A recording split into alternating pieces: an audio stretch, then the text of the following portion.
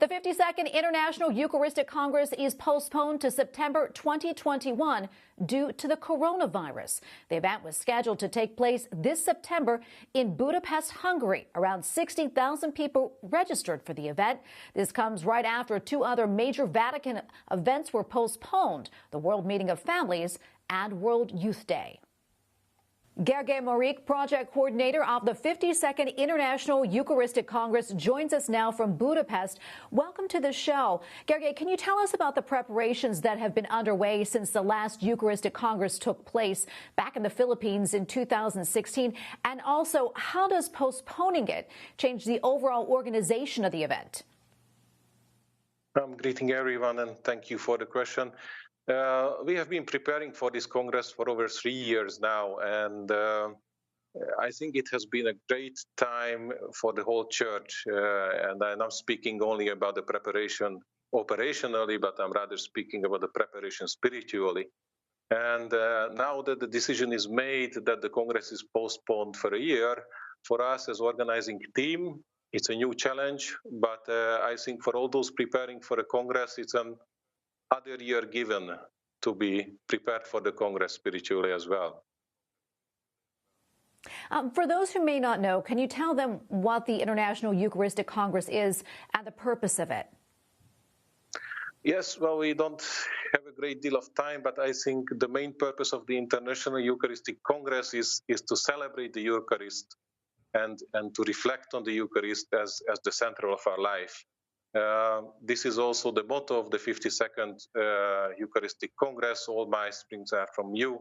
It means that everything we have is from God, and we want to reflect on the Eucharist. And postponing the event, I think, gives us time to reflect also in our lives on the importance of the Eucharist. Can you also talk about the theme, All My Springs Are in You? How does that relate to the current crisis? I think this motto was given almost 4 years ago when it was decided.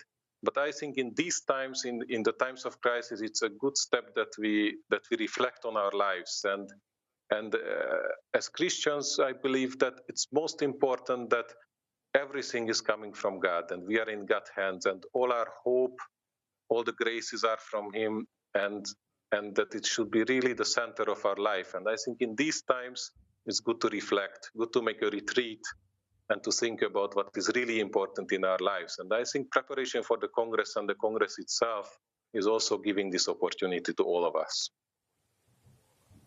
Gergely, before I let you go, I'd like for you to answer this last question for me. How can Catholics deepen their love for the Eucharist, even during these difficult times? I think even these difficult times give us an opportunity to, as I said, to reflect on ourselves. And I think the good thing is to make a decision already for the better times, for the times after this, and to keep this decision, keep this promise that we make to ourselves that we will be closer to the Eucharist when it's also physically possible. I think now these times when not in all churches it's possible to have the physical Eucharist, there is a great need and a great thirst for this. But we should remember this also after, and we should be really united with the Eucharist when all this is over and our lives go back to normal. And I think this is the message also to be close to Christ in these times and in the times to come as well. Well, thank you so much for joining us. Thank you so much for your insight and all that you do.